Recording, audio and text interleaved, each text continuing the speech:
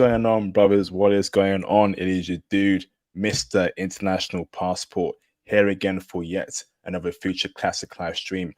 First and foremost, though, how's the audio, brothers? Let me know in the live stream chat. Press on one in the live stream chat if you can hear me loud and clear. Daniel, is my audio good on your end? It's good, very good. Thank you. Yeah. Thank you, bro. So gotta make sure the people who are watching all across the world can hear us and me properly. So if you can hear me, brothers, press on one in the live stream chat. Mayday, Mayday, check 1 2, check 1 2. Houston, do we have a problem? Okay, let me know, brothers. Type a one in the chat. So who's here? Let's check the YouTube stream that's working properly. Base Pill Clips has confirmed that I'm good. Can I get a couple more ones, please? Who else is here in the back end? Who else is here? Base Pill Clips. If you're here, press a one in the live stream chat. Let me pull up my YouTube stream as well in the back end. I see Onasi, awesome, we're good. So, brothers, welcome to a Future Classic live stream. I want to say thank you first and foremost for the support over the past almost 10 years. I've been on this platform, so thank you for the support. If you're new to the channel, welcome aboard. I accept and I embrace you with open arms. Of course, throughout tonight, please support if you can. That'd be greatly appreciated. Hit the super chats, hit the PayPal donations. Any donations would be greatly appreciated. And of course, join the Patreon for intel on foreign women and how freaky they are in the bedroom, okay, or only on the Patreon, and of course, crypto and stock intel as well on the Patreon. Cop the merch too, and book your IT consultations with me for IT guidance and IT support. Okay, so let's get straight into it. Okay, so you can see on the title of the stream, okay, my Russian girlfriend was waiting for me. Passport bro visits Siberia, Russia. Okay, life, culture, and women there. Okay. So I've got a very important guest here, very special guest here with us, okay, called Mr. Daniel. Daniel, how you doing, bro? I'm well, IP. Thank you so much for inviting me on your show. I'm really glad to share my experience with you all, and hopefully I can just dispel myths about Russia and Siberia with you all. Awesome. Thank you, Daniel, for your time, brother. So much appreciated, bro. So, Daniel, before we get into the weirder things about Russia and the whole nine yard, bro, do you mind giving us a brief intro as to who you are, where you're from, and anything interesting about you, bro? Sure, absolutely. So my name is Daniel. I am 35 years old. I am of Jamaican heritage. Originally, my nan came over in the 60s, and my mother was born and raised in like the Highbury, Islington way. And I now live in the Chingford, northeast London area, which is kind of like the suburbs. Pleasant enough area.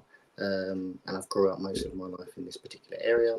For a living, I am a digital contractor. So usually I go into an organization that is going through a transformation project, which is usually a website, and basically handhold them through the experience from usually the discovery phase, scoping phase, all the way through design and build, and then to BAU. So some of those organizations could be that I've actually worked on myself are Motability Foundation. That's a website I worked on.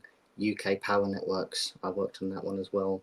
And I also worked on Blood Cancer UK. So anything in the digital experience space, I'll just go in, support that organization, handhold them, look after them, and make sure that they get the best bang for their buck, and obviously no issues, and support them throughout the whole process.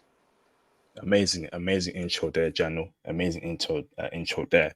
So, Daniel, Russia, Russia. Okay. Um, Hearing that you went to Russia during the war that it's in is incredible. Okay. So we want some context here, bro, as to why out of all the countries in the world did you go to Russia, brother? You know, what was the reason why you went there in the first place, bro? IP, there is an entire prologue, but considering we have a short time, I will keep it simple. But so I finished a contract, an 8-month contract I was working on last year, and I finished in March. I then travelled to Thailand by myself, had an amazing time, went to Khao Lak initially, which is kind of like in a rural beach setting, amazing. I then went to the party central, which is Patong. I'm sure plenty passport bros are aware of Patong. It's an excellent strip for excitement, fun, booze, partying, everything that you want there.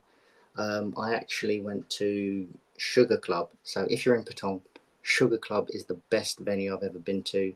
And I've been raving for quite a long time. And fortunately for me, I met a lovely young woman out there, um, who was willing to party and spend some time with myself. And believe it or not, we had the best exchange, the best party, an amazing, amazing celebration. Fast forward, we actually met up and went to Israel, um, purely because there is a conflict going on. If nobody's aware, a large conflict, and Israel was in the middle. So it's 4 hours for me, and for her in Moscow, it's also about 4 hours. Again, amazing holiday, amazing. Another episode for Israel. Then fast forward some more. A failed visa attempt for her to come to England. I then had to come into action, and then that was my light bulb moment to put my life on the line and go to Russia, who's in an active war at the moment. So yeah, that was kind of my thoughts behind it, my reasoning why I went over there. Wow. So you met a Russian woman, brother, in Thailand, which is awesome.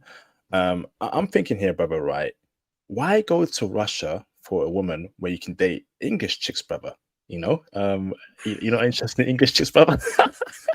That's an So I actually came out of a 4-year relationship with an English Caucasian woman.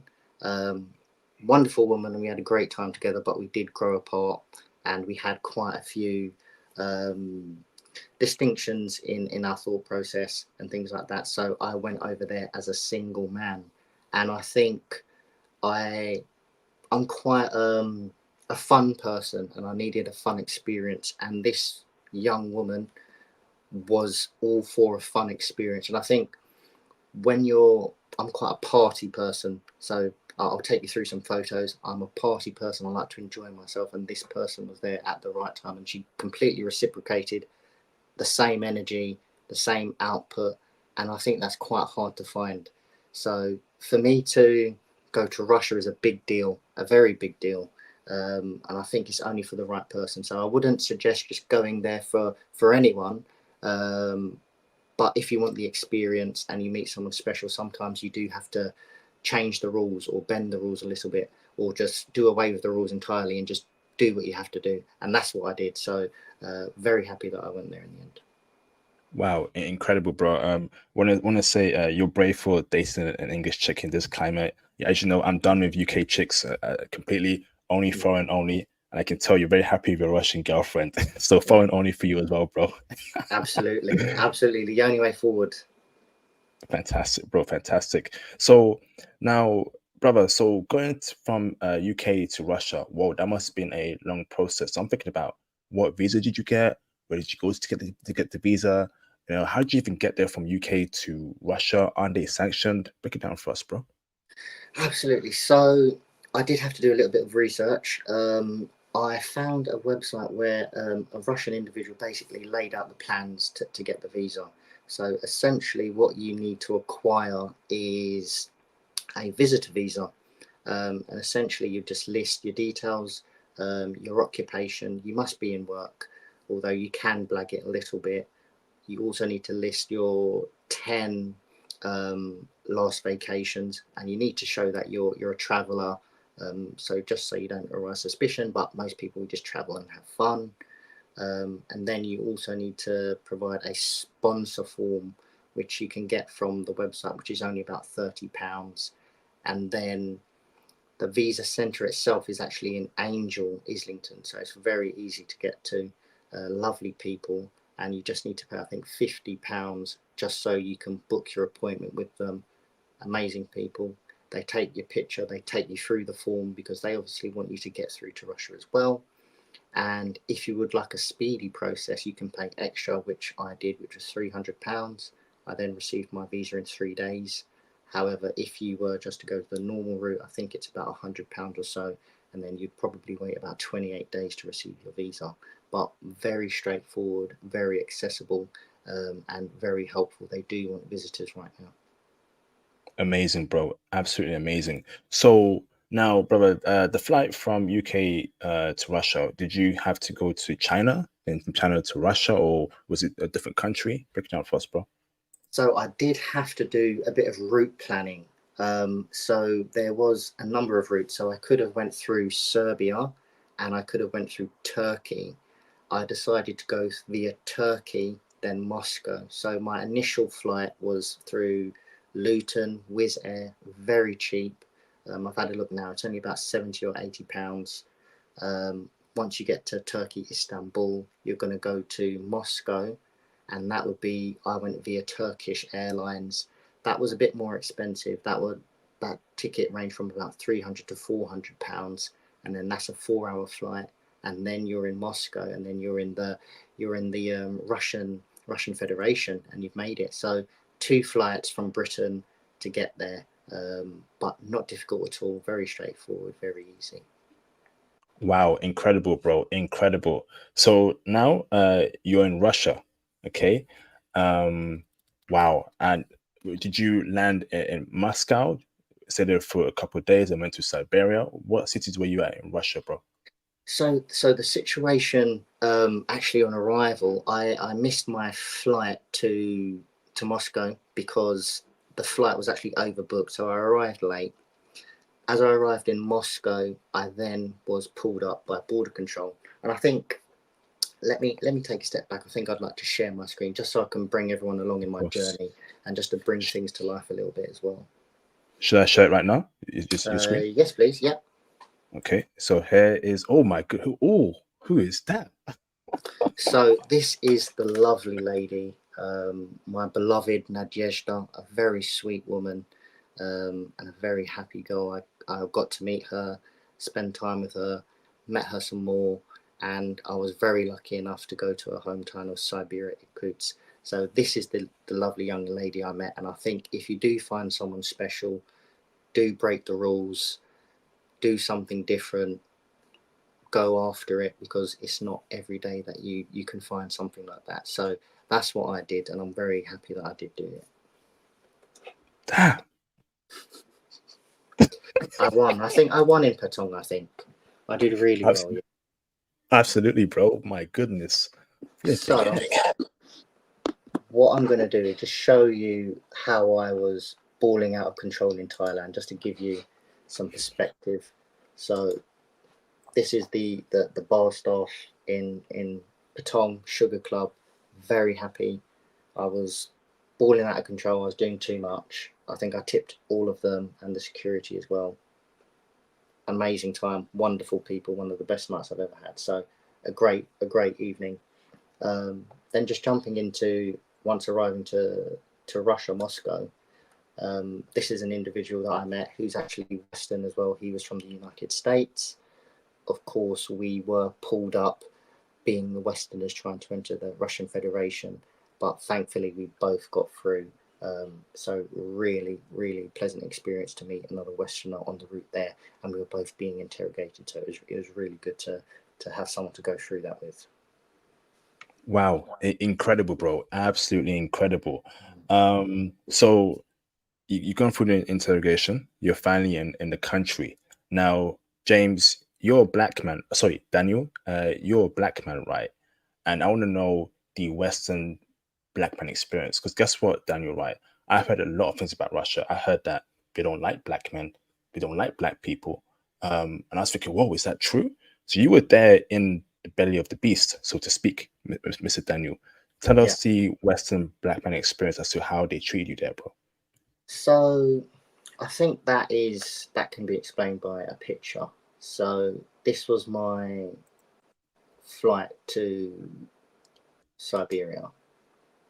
This was just an individual that was on the same flight.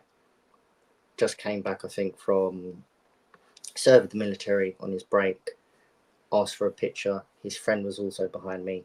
Very happy, very willing to get to know the only black man on the plane. But overall, very happy. Another picture which I think can sum it all up is a group of children, happy children that I met on the streets of Siberia.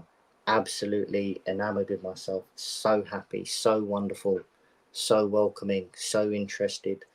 And I met that throughout my travel there. They do like black people. What I would say is there are students there, I believe African students that are in Moscow, and they treat them really well. They're very welcoming. As I went into Siberia, there aren't many black people, if any at all. But to me, they stopped me in the street, wanted a picture, wanted to get to know who I am. And essentially, they haven't met a black individual, but this is Siberia I'm talking about. But overall, the people are very happy, honking their horns.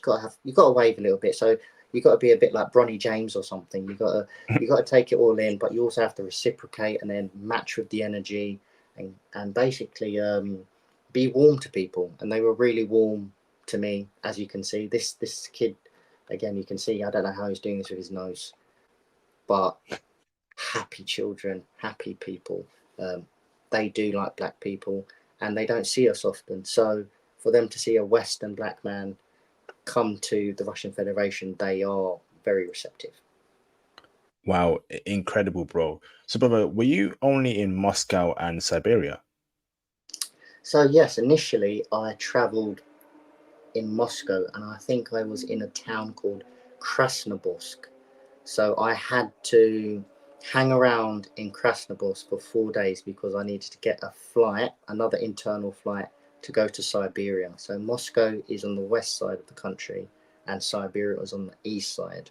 So once you get to, there's two airports, unfortunately.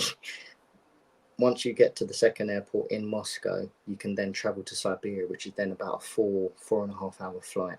So I literally spent time in a hotel recovering for 4 days, which I needed. And I was eating Burger King just to survive because I wasn't sure of the food there at the time. But yes, I was in Moscow, Krasnoborsk, hibernating in a hotel room, so I didn't really get to see Moscow at all.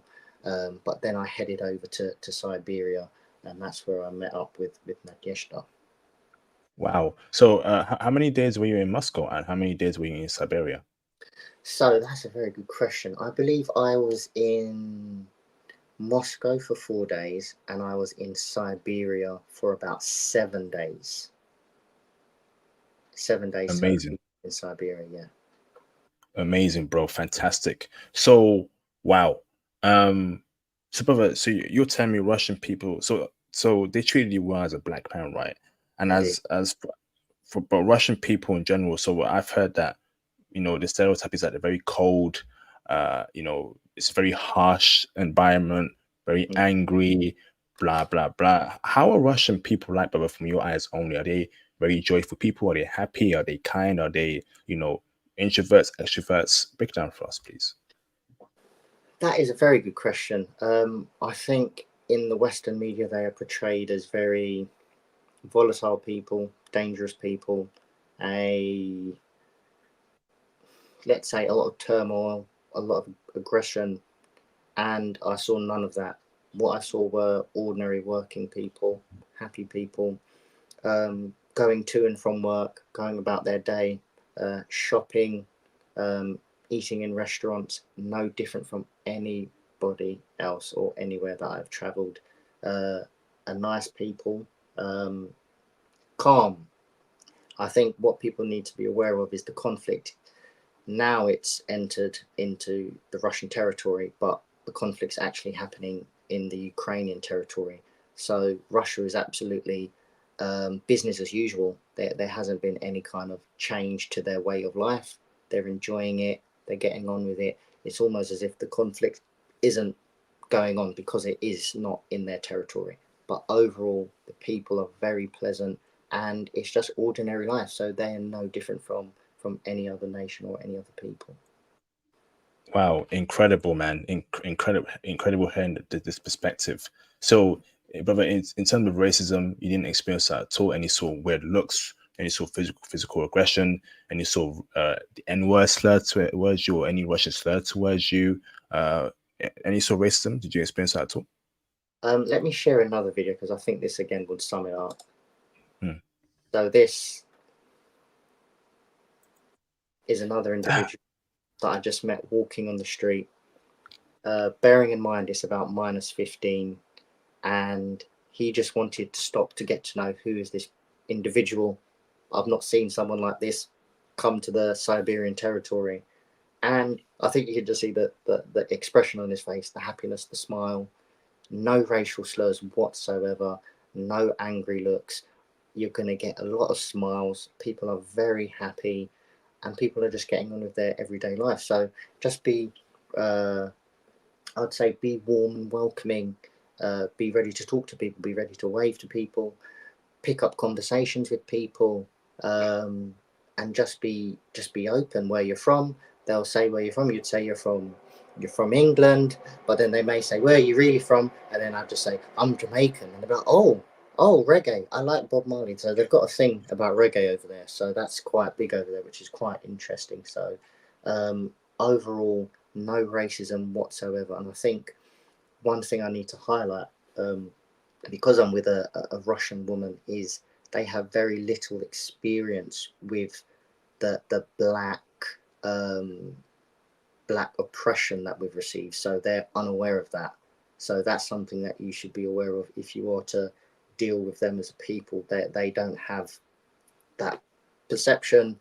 They haven't experienced it. They haven't um, put that energy into the world because they haven't participated in anything like that. So one thing is they're completely unaware of anything like that. So it's kind of our struggle, and it's kind of nice that they don't have any of those perceptions. They just see you as an individual from a Western country, whether that's United States, Canada, UK, anything like that. Wow, incredible, bro, incredible. So now, how did you make friends there, brother? And was it easy to do so? Was it simply just walking up to people, or people walking up to you? But I really want to know how you met people and made friends there. Maybe long-term friends, short-term friends. I want to know how you get in Russia.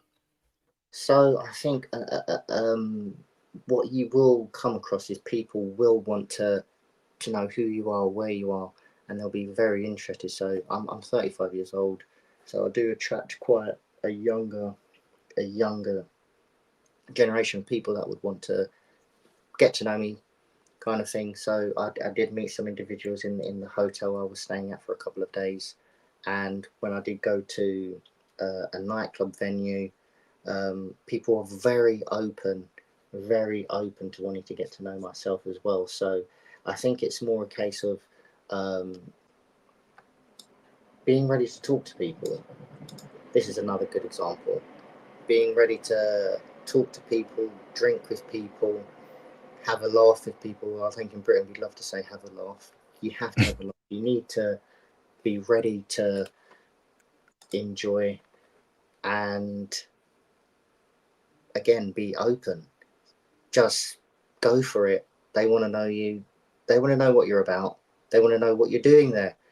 And if you're there to have a good time, good energy, get to know them as a people, you're absolutely gonna love it. And actually, on that evening, I did meet another fellow black individual, but he was actually, I think, the party man, the hype man there over there. So yeah, just go with an open heart, an open mind, and people will gravitate towards you. And I think that's the best thing. That's the best thing about it. Amazing, bro, amazing. So hearing this so far, brother, right? Particularly Siberia, this might be a crazy statement, brother, but Mm. are you potentially the first black man ever to ever visit Siberia? Oh, imagine that. That'd be amazing during wartime as well. Do you know what? In all honesty, my girlfriend is actually very, very alarmed about that. Her mother as well is also alarmed about that because there is such a massive conflict right now. Um, it could be. In all honesty, it could be because where I went to Irkutsk, they black people don't go there. That's what my girlfriend told me anyway. They don't travel there. But I'm with another black individual there, as you can see in the venue. But I could be the second. I think I could be the second person to visit. But overall, it's something that we should see. And I think Siberia is thought of as being cold, uninhabitable, no, there is a large city there, and a lot of people live there. There's a lot going on. It's I didn't think Siberia would be what it was, but when I did see it, I was surprised, pleasantly surprised. There is a lot going on there, and I think more people should go out of their comfort zone, and see something else, see other cultures, see the taboo nations. I went there and my eyes were completely open. So, um, yeah, I'd definitely take the second black person to visit Siberia. I think that works. Yeah, the second. Fantastic, fantastic. So now transportation, right, in Moscow and Siberia. How are you moving around, brother? I'm guessing there's trains there, there's buses there, there's Uber there, or is there their own system there? Break it down for us, bro. Very, very good question. So, when I was there in Moscow, there is a metro. They call it a metro, but we call it the Underground, London Underground. They do have a network, a very vast network. I, however, didn't get to use it. I did take taxis mostly, and there is an Uber equivalent in Siberia and in Russia. So anything you kind of need, if you need to just go down to the shops, or you need to go down to the venues, or wherever you're going, you would use that app, or you would use a taxi. However, there is a very good bus network there. So I haven't got the video here, but there are a lot of vehicles. There are buses. There are trams. It's a very good network. However, I wasn't able to use them at the time. But traveling wise, I think you're just going to use your Uber equivalent, your taxis, and if you really want to get down into how they travel, it would most likely be buses and cars. But vehicles are very common over there. There are a lot of cars. There's a lot going on there. There's a lot of G wagons. I did see a lot of G wagons there. I did see Dodge Challengers, Dodge Chargers over there as well. I haven't got the picture on me, but yeah, there's a lot going on there. So all of the Western cars that we have, they have in Russia.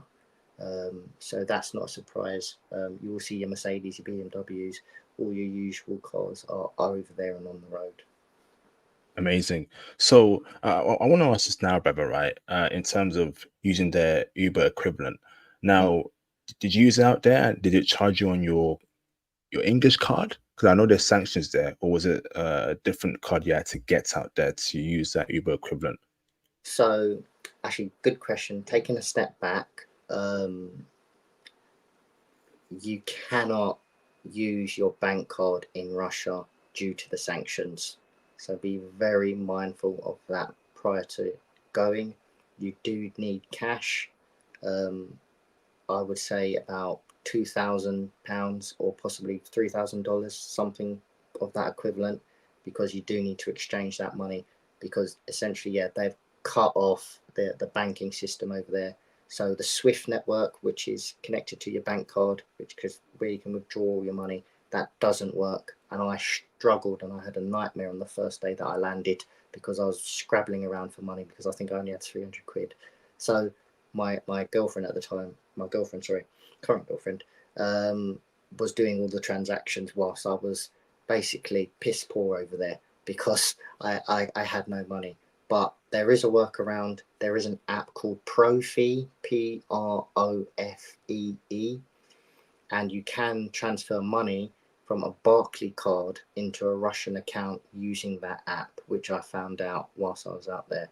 So that's a very big thing. You must go out there with cash and be prepared to use that. Otherwise, yeah, you'll have a bit of an issue. Awesome, bro. And brother, via that Profi app, does it create a Russian bank account for you? You go to the bank and you take money out, or do you have to create a Russian bank account in the country? Another very good question. So you would need a bank account. So we had to open a new bank account that was in my girlfriend's name, but I'm pretty sure if I needed it myself, I could have opened it myself. But you do need a Russian bank account to be able to transfer either your British or your American dollars into the Russian account. But as soon as you make that transaction, the funds are available immediately. So that's the good thing as well. So either you bring cash or you use the Profi app. And what you also need to be aware of is you need to have a bank a bank account that supports a specific transfer type, and Barclaycard actually works. Other banks may not do that. So, for example, Monzo did not work and Santander did not work. So that would just save you a lot of issues. Barclaycard works, and then into a Russian account via the Profi app or Bring Cash.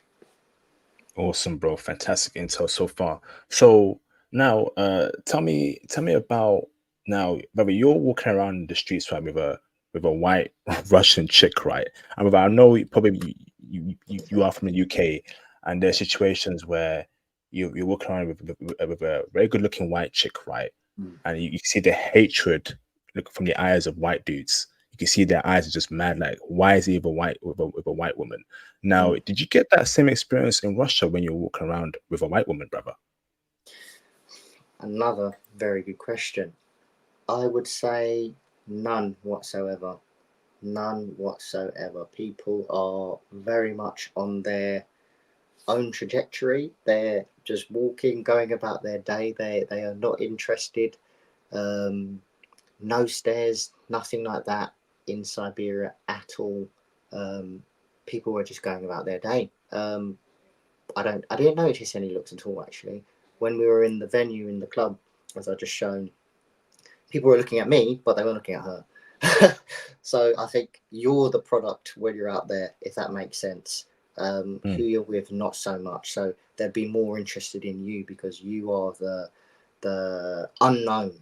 You're the unknown individual in that location. But no, you with a Russian woman, a very attractive Russian woman. No, you won't get any stares or anything like that. They're not interested at all. That's what I noticed. Yeah. Facts, brother. Looking at the picture right now, right? She's quite tall. Wow. How tall is she? So she is around. She has heels there, but she's around. I think she's told me so many times, and I'm forgetting, which is kind of terrible. But I think she's around 5'11". So I'm 6'2", but I've got boots and I've got a bit of a high top. So I'm maybe looking like a 6'4" ish. So there she could be maybe about 6 foot there or something like that. So yeah, I think that's her height. Yeah. Flipping heck. And we will get to the woman part later on in the stream. Just want to get the overall questions there, but definitely got a lot of questions about Russian women. You know, Mm. why you chose that in Thailand, but we'll get there, bro. So now, food wise, brother, tell me about Russian food. Like when you're out there, Oh. is Russian food tasty? If so, what was your favorite cuisine out there in Russia? So I'm gonna have to big up Omul, which is their fish. So there is a lake there called Lake Baikal, and there's a particular fish that is only available in Lake Baikal, and it's called Omul. Omul. It is absolutely lovely. So I like fried fish, steamed fish. So if you give me a plate of fish, I'm gonna eat it. So I was chowing down on that. That was amazing. Um, they also like caviar. I personally don't like caviar. Um, just the sensation of it, it's just not for me. Um, and there is a different cuisine. I'll be honest with you. I am Western. I'm used to chicken, pork, beef, um, fast food. Their food is very different. I'll be honest with you. And when I was there, my girlfriend actually did cater to me, and she was ordering me a lot of fast food. So I was cheating a little. I wasn't eating the Russian cuisine. Um, so I was yeah, I would say be prepared to taste food and try food. But of course, we are very used to our Western food, and it's completely different to the Russian diet. The Russian diet is quite bland, limited seasoning. Um, it's not the best, but sometimes you do some things for the people you love, and you will have to eat something and say, "Oh, it's absolutely great. I love it. This is spot on. Thank you. Can I have some more, please?" But sometimes it's not the best. Yeah.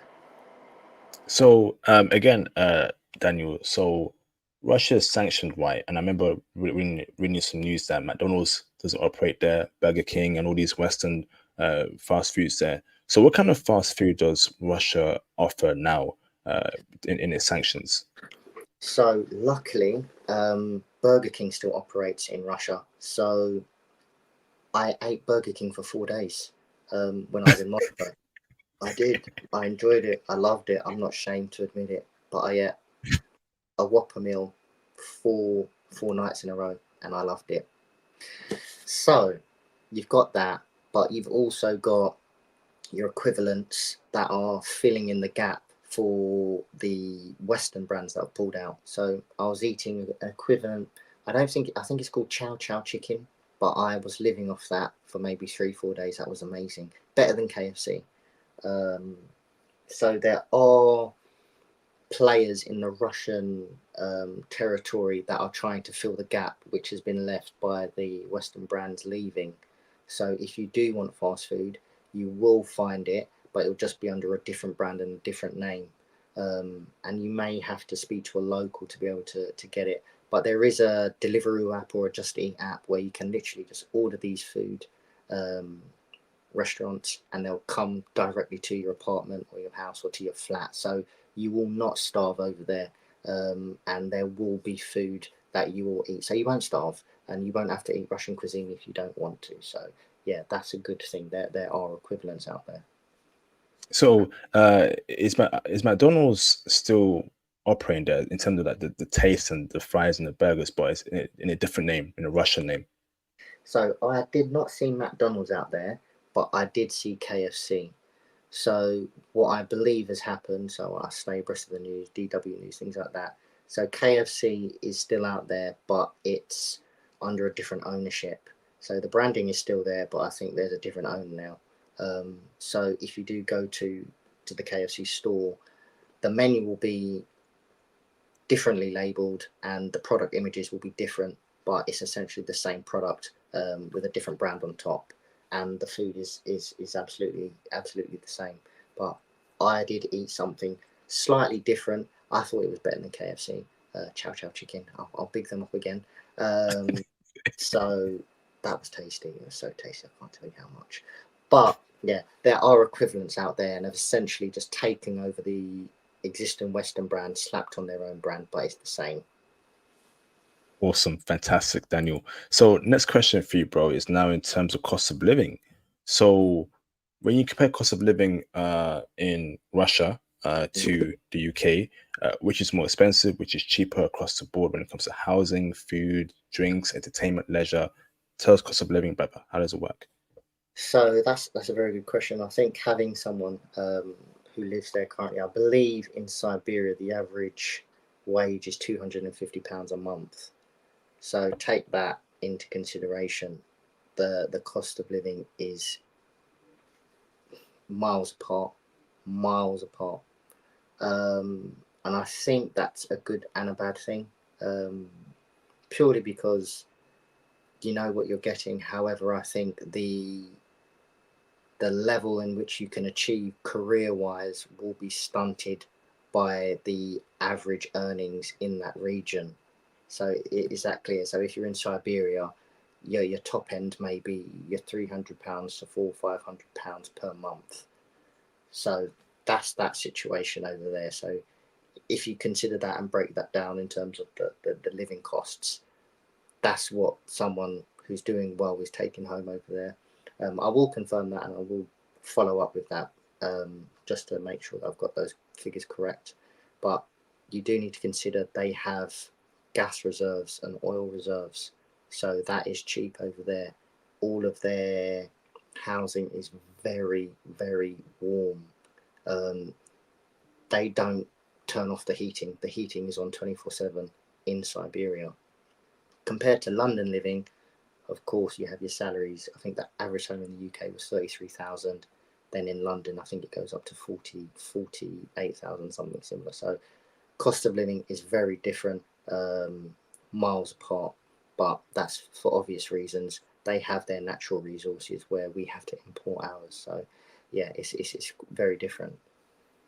Wow. And Moscow, is the same cost of living wise? Or is Moscow like two times more expensive? So I think you're going to get into your London territory with Moscow. So my girlfriend does have a friend who does live in Moscow, and it sounds just as hard as London. It sounds like the rat race.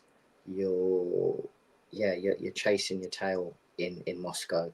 Um, but if you are in Moscow, that must mean you have applicable skills and you can succeed. So, like any major city, you're there for a reason, and you must have the skill set to be able to put Moscow to use and benefit you. So if you're in that location, you must be doing well, or you must be at least trying to achieve and thrive and lift yourself up. So no different from any other major city in London or the US or anywhere in the world. So you must achieve if you're in that location. Awesome, awesome, bro. So next question for you now, brother, is in terms of safety. Um, Now in Moscow, in Siberia, in the daytime, in the nighttime, when you're with your girlfriend, when you're alone, as a black man, did you feel safe, brother? Right? Did you or experience any sort of weird situations? We don't know how safety was there for you, brother. So that's another good question, and I'm going to speak on um, my safety as I was there, because I think that's the best approach first. Um, when I was out there, there was no aggressive behaviour. There was no moments where I felt a bit unsafe or I felt a bit uneasy, or I had to look where I am or take a double step or a double look back or anything like that, or I don't know, just be unease. I didn't feel that at all. Moscow and I think Siberia, people are on their way, they're on their route, they're on their journey, they're doing their shopping, they're going to the store. It's too cold, it's minus 17. You're freezing, literally, your socks are freezing, your feet are freezing, you are cold. I was cold because obviously I wasn't prepared. But no, people are on their journey. They haven't got time to look at you. They don't know what they're getting out of the cold. So I went in November, minus 17, minus 20 on some occasions. There's literally ice freezing on the road. You don't want to be outside for too long. So yeah, you're on your zone. You're on your mission to get from A to B. Safety is not a concern whatsoever. You are absolutely fine. Um, However, I do want to caveat only because I was informed about this event which happened in, I believe it was Yekaterinburg. So my girlfriend actually quite likes Afrobeat. So there's quite a large Afrobeats um, scene in Yekaterinburg and also Moscow. So she likes going to those kind of parties. And unfortunately, last year there was someone who was, I believe, 33 years old, and he he suffered an attack, and he did lose his life, which is unfortunate. Um, so I can't speak about the entirety, and sometimes you are unlucky. However, I think the situation was this individual was partying Afrobeats event, went to get some fast food, got into a confrontation with some people that were um, not happy about his presence in the country. So this is unfortunate, and he was unfortunately removed. So that was horrible, and I was put off going to Russia, and I did tell my friend about that event. I did tell my mother as well about that event, but no, that was very horrible, and I think it shows that there are bad people everywhere you go. Um, so no, it's a shame, and it's not nice, and I think, but what you can't do is blanket brush a whole group of people, because my experience was absolutely wonderful, 10 out of 10, and this individual that was actually living in Yekaterinburg, for I think for some years, unfortunately, was at the wrong place, wrong time. Well, he was black. He was Black African, yes. Oh man, and he got deleted in a Afrobeats club. No, so he finished the Afrobeats club, and he was going for some fast food. Obviously, you've been drinking, you're going to eat just to settle your stomach after you've been drinking a lot. Then got into it with some individuals, and then was deleted, unfortunately. Damn. When was this? Is this recent? So that was prior to me going to Russia, so Yekaterinburg. So that could have been either August or September time last year, 2023. So horrible event. It's not what you want to hear. It's not what you want to see. But there are ignorant people, and there are just bad people all over the world. So don't single out Russia because of that. That's just one bad person. Okay. Yakintringberg. How do I spell that? Yekaterinburg. So don't quote me, but I think it's Yakertin.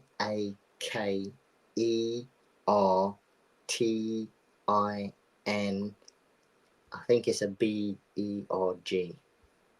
but it should come up. Okay, awesome. Thank you, bro. So, next question for you, Daniel, is now in terms of culture. So, in your time in Moscow and Siberia, Mm. uh, is Russia a liberal culture like in the UK, or is it a conservative culture, brother? From what you saw, from what you heard, from what you experienced there. It's completely conservative. You need to be masculine. You're a man, you're masculine. Mm. No funny business at all whatsoever. You will be treated a certain way if you deviate from your standard behaviors of what's seen as a man and a woman. They don't tolerate anything outside of that. So just ensure that you are on point, treat everybody with respect. It is a strong patriarchy. There are roles for men and there are roles for women.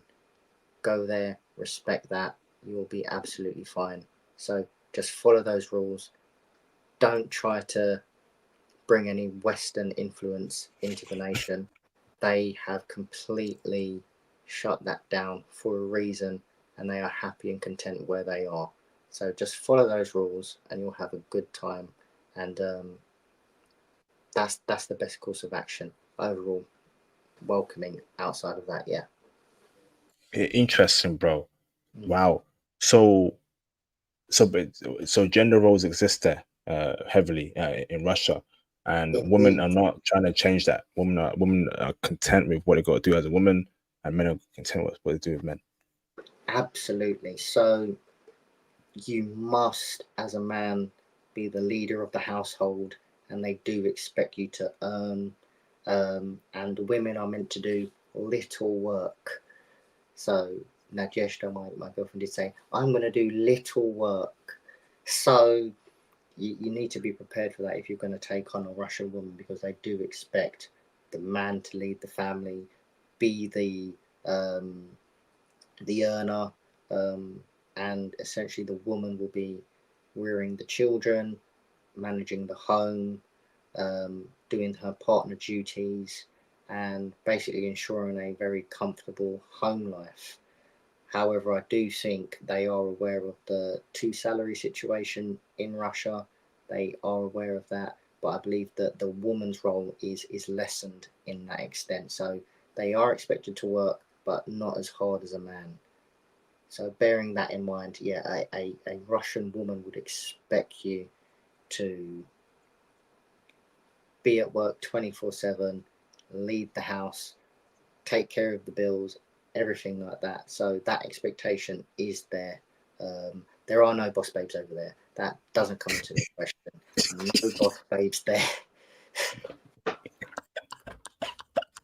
Yeah. Fantastic. No boss babes, no boss chicks, boss sheiks, all that stuff. Nothing whatsoever. So I think another thing is feminism hasn't penetrated Russia at all. So you won't get that behavior or those beliefs in that country. A woman has her duties, a man has his duties.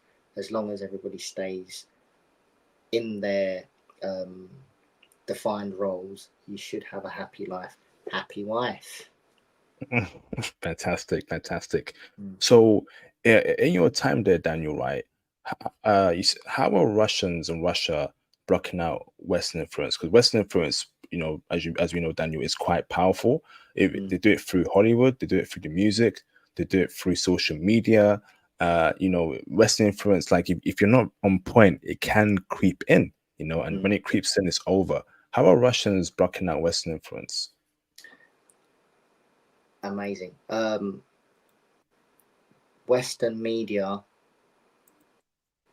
does not appear anywhere within the Russian Federation. Simply put as that, it does not appear. My girlfriend Adyosha didn't know who Drake was. So we know Drake is a world superstar. He's been on the top of the game for 10 years. She didn't know who he was.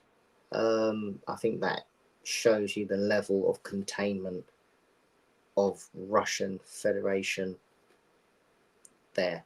Um, the television, there are no Western television shows on Russian TV. There is no Western music. There's nothing. If they want to watch anything Western, you'd need to go through a VPN and you'd need to use one of those torrent websites or something like that, or one of those streaming websites to be able to find Western TV shows. Music, again, it's all Russian music. When I went to the clubs, I went to 2 clubs, no Western music whatsoever. You're going to be dancing to electro and all sorts and dance music, unless you go to the Afro Beats clubs, of course. But Western media does not penetrate the Russian Federation at all. So that's another interesting perk of that nation, that they very much keep their people um, within their sphere of influence, and the Western powers are not able to penetrate that. So that is something which is very interesting, and it's very eye-opening. Do you know what, Daniel? I respect that, and I feel like, where a lot of leaders around the world fail is that they don't really, clamp down on the music, the film. Mm, That's how countries get ruined. You know, they mm, they they don't invade countries anymore. They do it through their media and their propaganda. And a mm, lot of countries in Asia, in Africa, and South America, if they're not careful, right, they can lose their country. At some point you have to clamp down, yeah, on Western media. And it seems that Russia understands the power of media, the power of, Western propaganda, mm, right? If you don't stop the female rappers who push out feminism in their music, right, and then that affects the woman's subconscious in that country, mm. or the rap dudes who rap about degenerate stuff, right? It can ruin your society over time. And it just appears that Russia understands that. Is that a fair statement there, Daniel? I completely agree. Um, Western media has the public in a frenzy. We're all over the place. Russia is, they're all on the same wavelength. They're all singing the same hymn sheet. They're on it. They're on the ball. They know as a nation who they are as a people, what they are supposed to do, and they are proud of their nation. They are extremely patriotic. Um, the West has far too many distractions via social media, music, television. We could go into so much more, but no, Russia is very firm on their stance in media. Their people are extremely, extremely proudful to be Russian. That's something I was quite taken aback by. My girlfriend is very patriotic. Um, Another thing, when you are there, you need to sing the praises. Um, you need to root for them, and I do. And I think they're a strong country, and I do envy them. And I think it's something that maybe the West is missing. But they are so proud. They are a proud people, and I think the limitation on media has helped a massive amount. The television is very much your limited dramas. The news, I would say, is very direct. You can see the conflict on there. You can see the devastation being committed over there. But what that does is get the people behind the nation and their leader in terms of what they're doing. So overall, they are very, very smart in what they're doing and what they're achieving. And I think that brings a harmonious nation. And that's what I saw there. I saw people happy.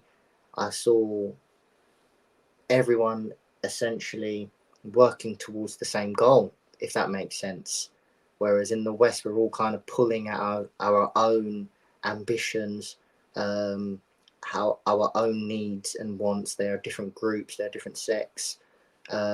It's a free for all here, but in Russia, they are very much leading or being led, shall I say, in a particular direction, and it's not forced.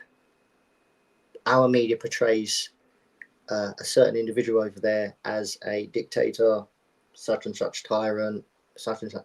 No, they love that man over there. They adore him.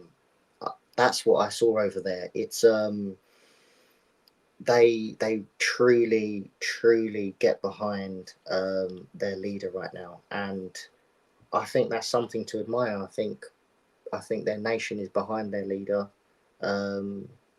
And what I have seen is he is leading it well. They are living well. Their country is stable. Another thing what I do need to point out is there is no economic downturn in their nation right now, whereas the West is going through something. They are self-sufficient. They've got their own resources. They've got their own trading partners via BRICS. They're selling, I think, oil to India and also China. They are doing well. The West currently is on the brink, or if not already in a recession. So their country, although with tremendous sanctions, is doing well. And that's quite surprising. But it's also showing the power of that nation. So that's really eye-opening to see. Thanks, Daniel. It shows the power of self-sufficiency, and I think that's something that every single country on earth should plan for. Self-sufficiency. If you're self-sufficient, sanctions or whatever they put against you can't really affect you if you're self-sufficient. If you make your own products, if you have your own resources, no one can tell you what to do. And that's where a lot of, unfortunately, African and Caribbean countries fail. That they're not self-sufficient. There's a lot of help coming from aid in the West, etc., etc. But we know it's done on purpose. We know it's done on purpose. It's to control those countries, but that's for another discussion. So next question for you, Daniel, right, is so no Instagram, no Facebook, no Twitter over there, no Western social media in Russia. Did you use a Russian social media, or what did your girlfriend use? Is it VX or what social media did they use out there? So you can't stop all social media because the people want what they want. So you will have the young people accessing social media via VPN.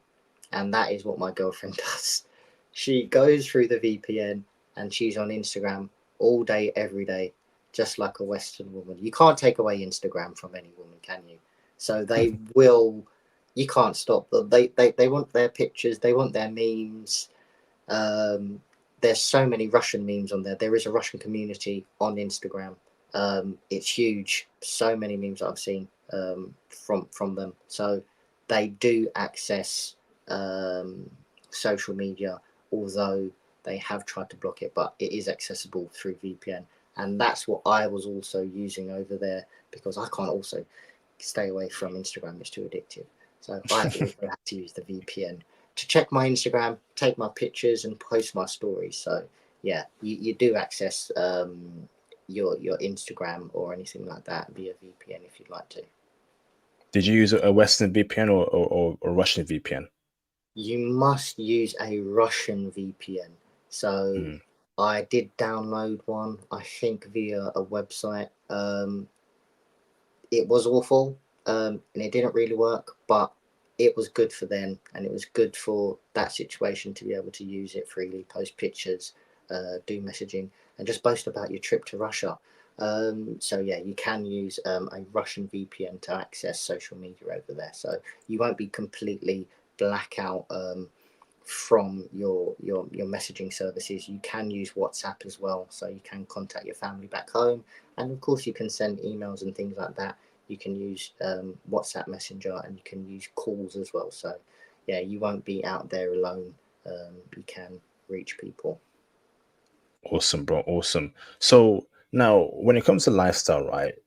The lifestyle you saw people living in Moscow and Siberia, what kind of lifestyle were they living there, brother? Was it a high class lifestyle? Was it a low class lifestyle across Moscow and Siberia, brother? Or in Moscow, was it like the London lifestyle, high fashion, high life, all that stuff? Break it down for me, bro.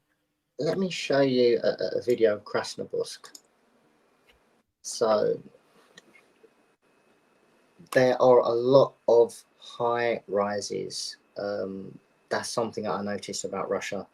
High rises is their accommodation of choice. That's what they build. That's what they live over there.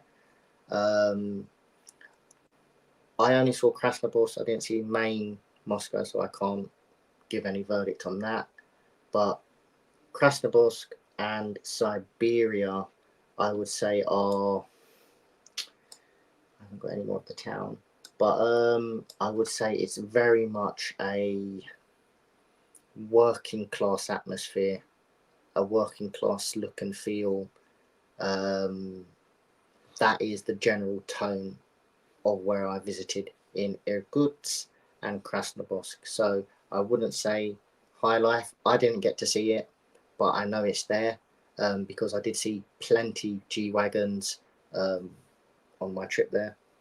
But what I did see was a very much working class tenements, flats, apartments, also very high end apartments as well, but mainly I'd say low to working class living accommodation. But that again is relevant to that nation. So it may be different to us in the West, but for that nation, that is the standard of living. So it's great to see that differentiation between the West and Russia as well. So standard living accommodation over there, you're most likely going to be in an apartment, flat apartment. Um, Whereas here, you'd most likely have like a house, a terraced house, or a low rise flat or something like that. So there is a bit of a contrast, but that is standard for their way of living.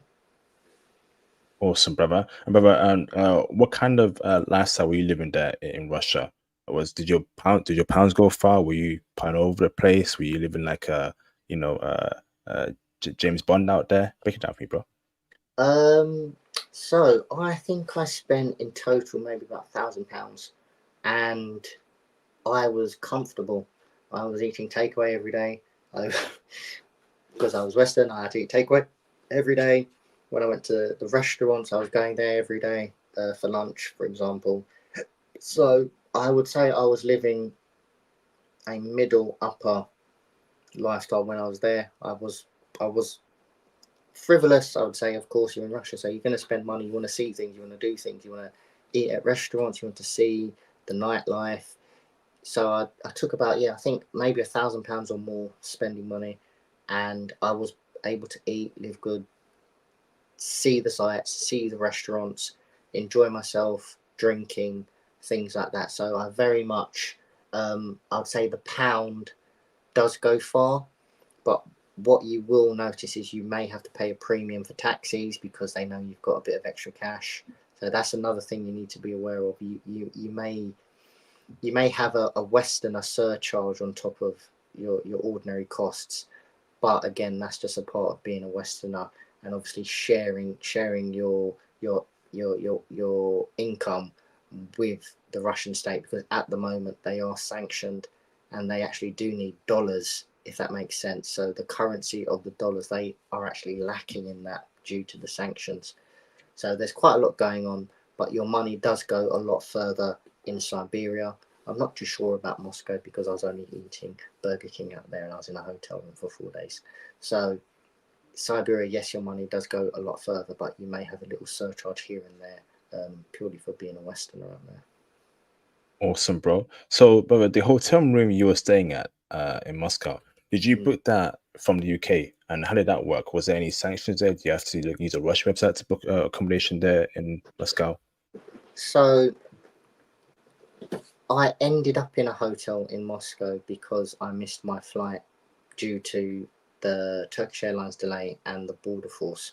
So I essentially had to look at a hotel outside of the border force area in the arrivals lounge and just say, I need to go to this hotel. I'm knackered. So essentially, it's you can look on a website and you can have a list of hotels which is closest to you. And because of the sanctions, all you can do is book and reserve them, and you do need to pay cash when you get to the location, once you get to the hotel lobby and meet the receptionist. So you can book completely free online, and as and when you arrive at the location, then you will pay for your night stay as well. But one thing I do need to mention, actually, in the application for your visa, you do need to state where you will be staying in that visa application. So you will need to write down that the hotel that you're staying, but you actually don't need to stay in that hotel. So you can actually, once you completed your visa, you can stay wherever it is you please. But yeah, go onto the website, view the list of hotels, make your reservation, and then pay once you arrive.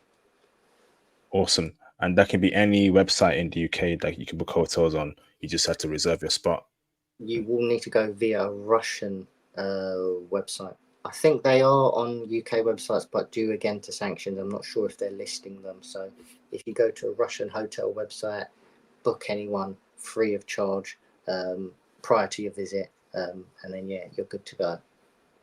Awesome, bro. But I'm guessing in Siberia, you were staying at your girlfriend's place for the whole time.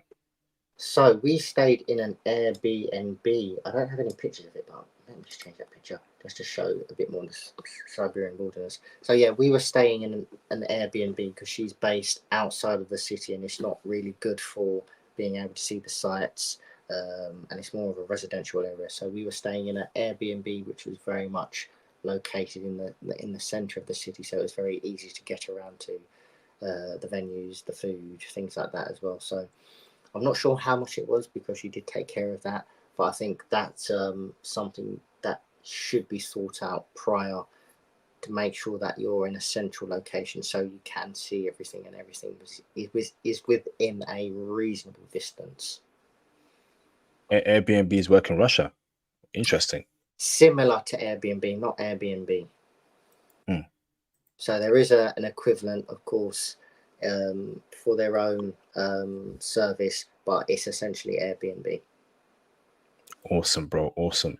So now, tell us things to do there. Hobbies, things to places to visit, tourist spots. What was your favorite spots to visit?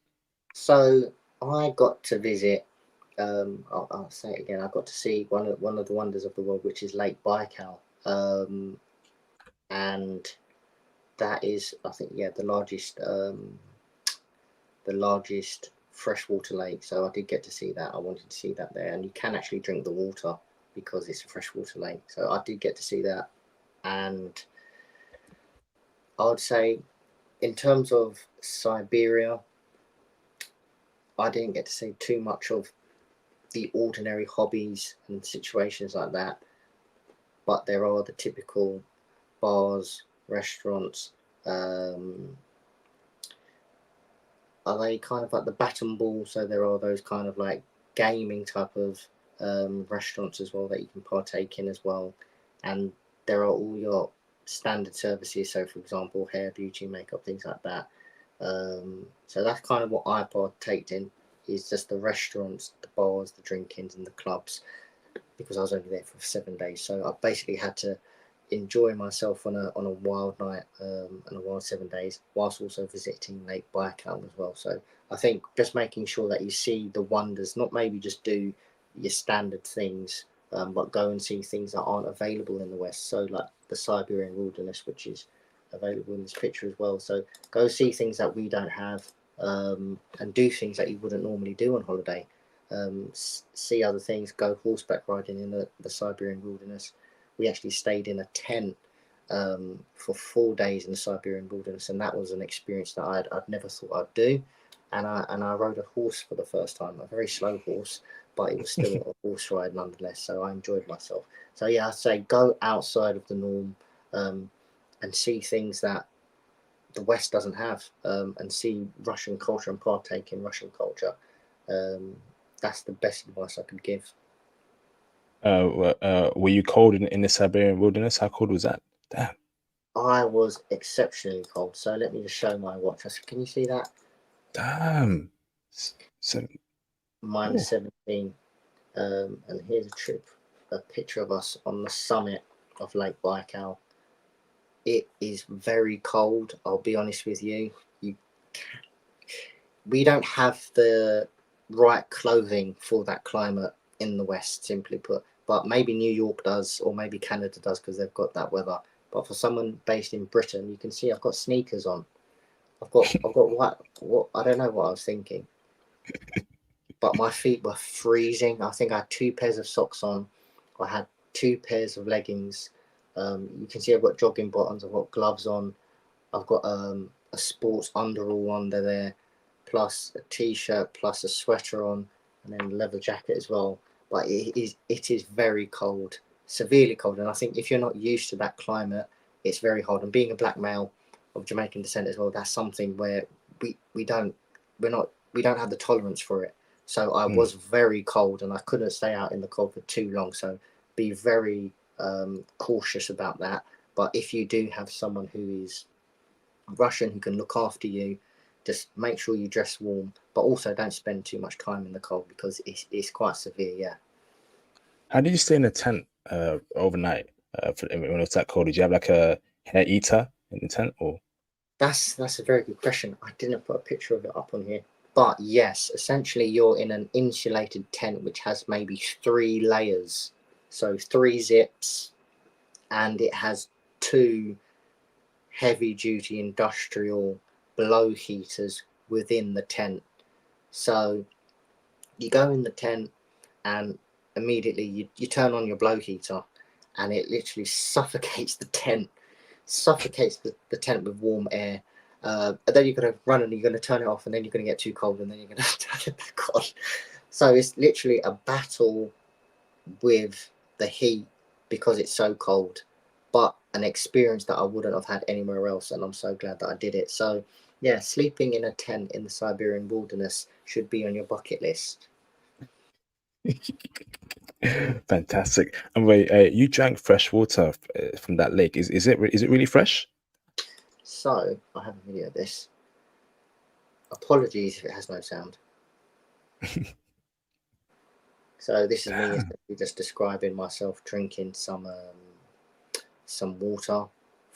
As you can see from Lake Baikal, I was advised to do this by a Russian, my girlfriend.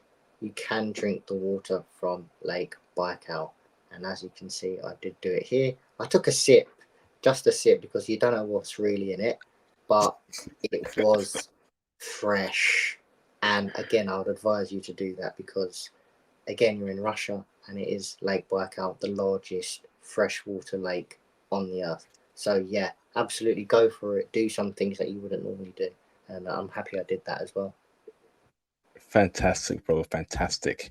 So next question for you, brother, right, is now in terms of language. So is English enough to communicate out there in Moscow and Siberia? Or is that do we have to learn Russian? How did you communicate out there, brother? This this this is the question. So the Russian people have very limited English speaking capabilities. However, that is not all. I believe the younger generations are taught English in certain schools, but you will find it hard to find Russian English speakers within Russia, i.e. Siberia. Not so much Moscow, but Siberia was a challenge, and you will struggle. You will need to use Google Translate. But yeah, that is another thing. There is a clear language barrier. You will struggle, but it will also be fun as well. So it's not completely disastrous. You will have a bit of fun. You will have a bit of banter, and you can kind of you can struggle to put things together. You can nod. So with a taxi driver, for example, you're just having fun. You're just nodding, grunting. Yeah, you're typing in your Google Translate. You point it to him, and it's a little bit of a nod. So you're having a bit of fun. So I'd say enjoy it, go with it, but yeah, do expect there to be limited communication. However, there will be drops of people that will be able to speak very good English, but yeah, be very aware that yeah, the limitations of English in Siberia specifically, Moscow, I'm not too sure, but yeah, that's something that you need to be aware of and have your Google Translate ready to go. It's awesome. So I'm guessing your girlfriend was very helpful in translating things for you. Big help. Damn. So much. Funnily enough, her English is actually very limited as well. So she is learning. She's learning right now. Again, it's sometimes things can progress outside of things of language. So it's lucky that we have that. But yeah, she is learning English. But yeah, it's not something that's taught in the Russian Federation. I think you have to ask for it and you really have to push for it. Again, that's something where they're blocking the Western influence. And again, that brings a harmonious people. So it has its benefits, but it also has its drawbacks. But um, if they stay a very self-sufficient nation, then why would they need to learn English? So bear that in mind when you are there, and that's what I found when I was out there. Awesome, bro. Awesome. So, brother, tell me more about the nightlife in Moscow and Siberia. Tell me about, you know, the vibes, the culture, the you as a black man, you were treated. Were women coming up to you? Were they checking for you, bro? Tell me, break it down for me. So I went to two venues. This is the first venue I went to. It's called Saka, and I was with my girlfriend at the time in the venue, so I had limited abilities. I couldn't stray or anything like that, but you are very much a would I say a forbidden fruit? No, you're a forbidden fruit, but you're also an unknown fruit. So you will be noticed, and people will be very much interested in who and what you are, where you've come from. I did have a selfie moment with a group of girls as well. So they are very open to taking pictures. Again, because you're a Westerner, a black individual that's in Siberia. So again, that's not something they see every day. But again, you saw that I met another individual who was also black out there as well. But very much they are very open to meeting black individuals. And I think it's just a case of being in the right place at the right time, because I think they are quite a strongly built nation, and they are very much together. However, they are very open to meeting someone who has really gone out of their way to see them and see their culture and see their nation. So, for example, you go to Saka, oh, this is something new. We've got someone different here from clearly somewhere else. So let's get to know him where he's from, kind of thing. So if you are a black individual and you do head out into Siberia or similar, you will get interest. And I think it's just a case of um, sharing your intentions, which is to enjoy yourself and see another culture. And people love that when you're so much vested in trying to understand them and get to know them. So that's a bonus. That's a win-win right out the block. And that is absolutely what I noticed. And people are, and women in particular, are very, very interested in you. But of course, when I'm with a woman, it's off limits. So it's very hard. But if I were there with a friend or if I was by myself, I'm pretty sure that had a good time if I needed to, for example. So yeah, it's very open and it's welcoming. So very much this is a stamp of approval. As a black male, go to Russia, go to Russian venues, enjoy yourself. Again, be open. People are welcoming, and they'll want to get to know you. And I think just sharing your intention to just see the Russian Federation for yourself, people will love that. So yeah, it's open doors. Awesome, awesome, bro. So, how was the internet speed out there and the strength? Good question.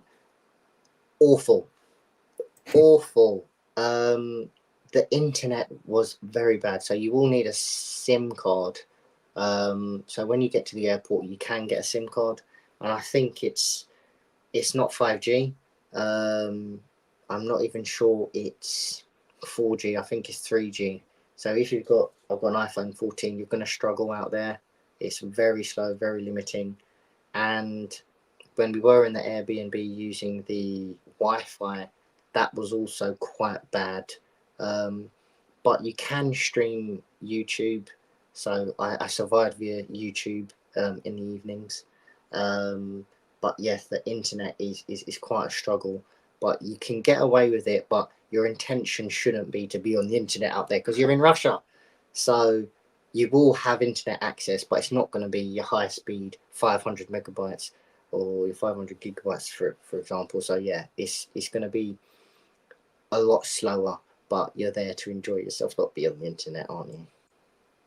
Awesome, awesome, bro. So, now out of Moscow and Siberia, which was your favorite city, and tell us why? Oh, I have to go with Siberia. So when I initially met my girlfriend, she says, "I'm from Siberia," and your brain clicks and you say, "But Siberia is cold, it's freezing, people don't live there," and it's completely not what you think. It's a city. It's heaving. There are people living there. There are working there. There's industry there. There are jobs there. There are schools there. There are so many people there. I could say it's possibly the size of Birmingham, for example. It is very large. It is heaving. It's alive, and I enjoyed it. It was eye-opening. Um, but they're not too different from us, if at all. They're not different from us at all. They had so many similarities to London or any other European city. So hats off, I think, to Siberia. Irkutsk, I will visit again, and I will visit other major cities, i.e., St. Petersburg, Moscow, a bit more in depth, and also Yekaterinburg. But overall, I very much enjoyed Irkutsk. It was a wonderful overall experience. So yes, absolutely, my winner goes to Siberia at the moment. Yakutsk is the capital city of Siberia, right? No, I don't think it is. I Okay. think I can't. I would need to check that, but I believe Irkutsk is in Siberia. So I think Siberia is quite big, and then there's cities within it. Spell it for me. Irkutsk. So I think it's IRKURST.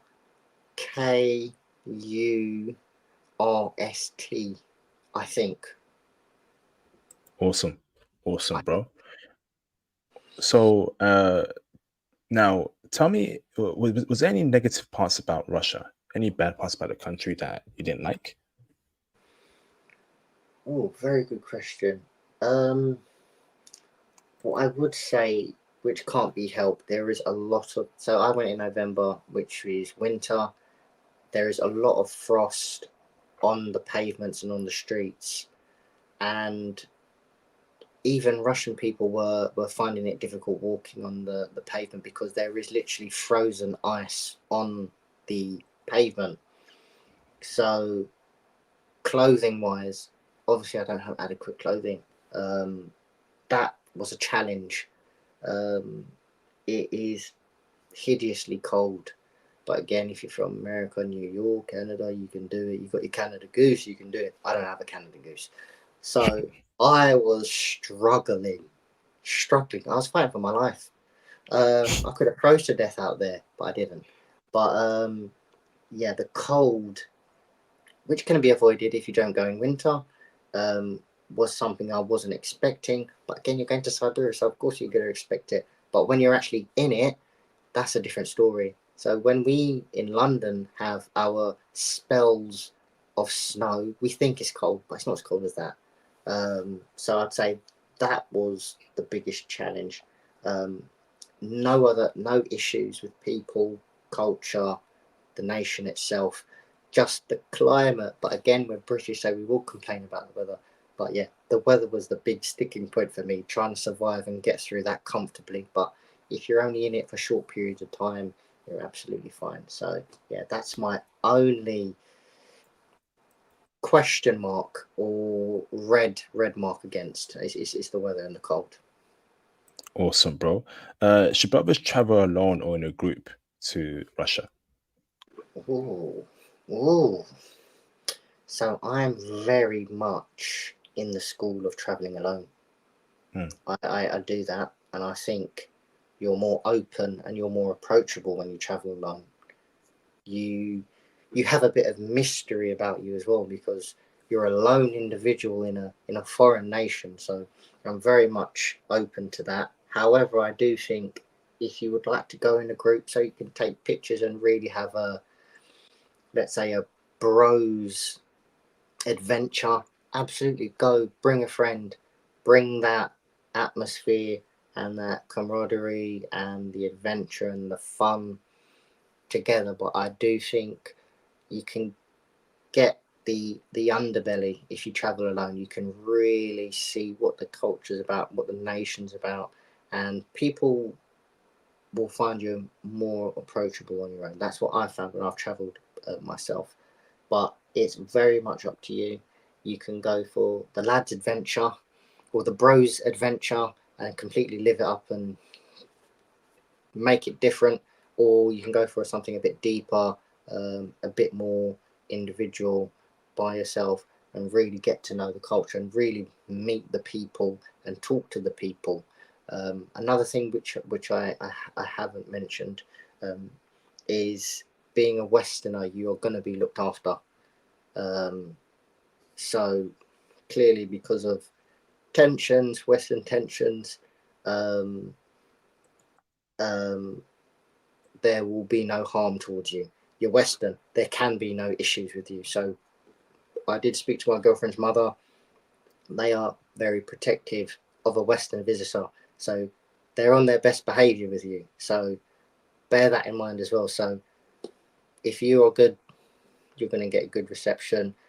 When they know that you are Western and an outsider as well, they'll treat you even better as well. So bear that in mind. Don't abuse it, but just bear that in mind that they will treat you extra special as well, knowing that you're from a Western nation.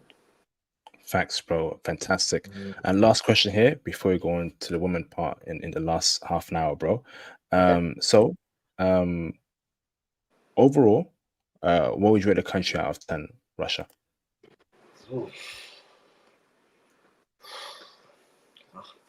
That's a, it depends what you're going there for because let's say Thailand, Israel, let's say Ayia Napa, Magaluf, Ibiza, it's all different.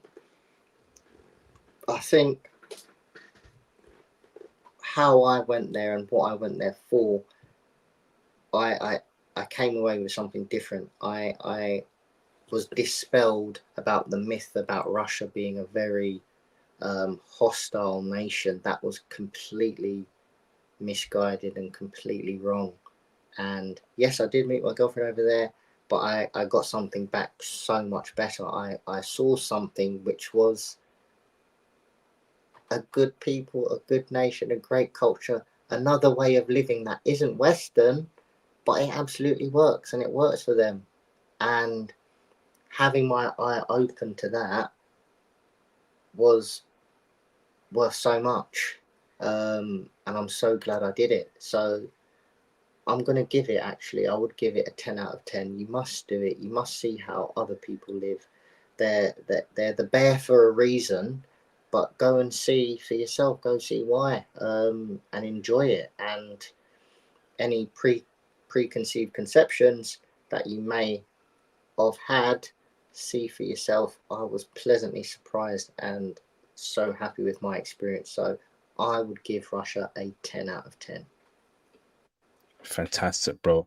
Brother, we've been speaking for the last an hour and a half. I know we planned for 2 hours, but do you want to take like a minute or two break, or toilet break, or drinking water? How do you feel, bro? Yeah, if I can take a 5 minute break, I'll just get some water, stretch my legs a little bit if that's okay. Of course, bro. Of course. Awesome. So let me read the, I'll put you on mute there, Daniel. Okay, I'm just going to here. Shout out to J Scott Sears for the support. Much appreciated, bro. Thank you very much. So he says here, Just John, did you have any trouble with immigration in Russia? So you missed the first part of the stream, Just John. No, he didn't. There are some questions about his job, what he's doing there in Russia, and he answers the questions carefully and fairly, and they let him in. So no trouble with immigration with Russia whatsoever. Shout out to Mr. J Scott Says for the support. Much appreciated, bro. Thank you very much. Shout out to J.K. Perkins for the support. Does your guest know Russian? No, he doesn't. He doesn't know Russian. How is he able to have a girlfriend who with someone who barely speaks English? Explain how that relationship dynamic works. When he gets back here, I'm going to ask him to explain that for us. Okay. Brian, thank you for the support. Are they checking for brothers in Russia and former Soviet countries? Let's wait for the brother to get back after he takes his break. Okay. So great stream so far. While we wait for the brother, okay, again, we're going to encourage you brothers to go and join the Patreon. Okay, go and join the Patreon. I'll be dropping some exclusive crypto intel on the Patreon. Okay, this week. All right, there's a coin that I've been researching. Change a lot of brothers' lives, okay? But I'll be only dropping down on the Patreon, okay? So go and join the Patreon. You can see here in the chat. Go and join the Patreon, okay? Go and join the Patreon. Classic stream. Classic. Okay. Classic. Let me see here.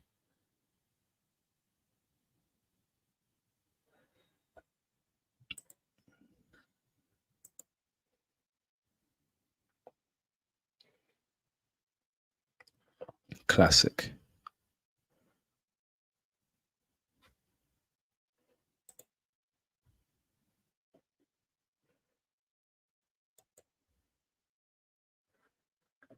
Classic. Hold on, yeah?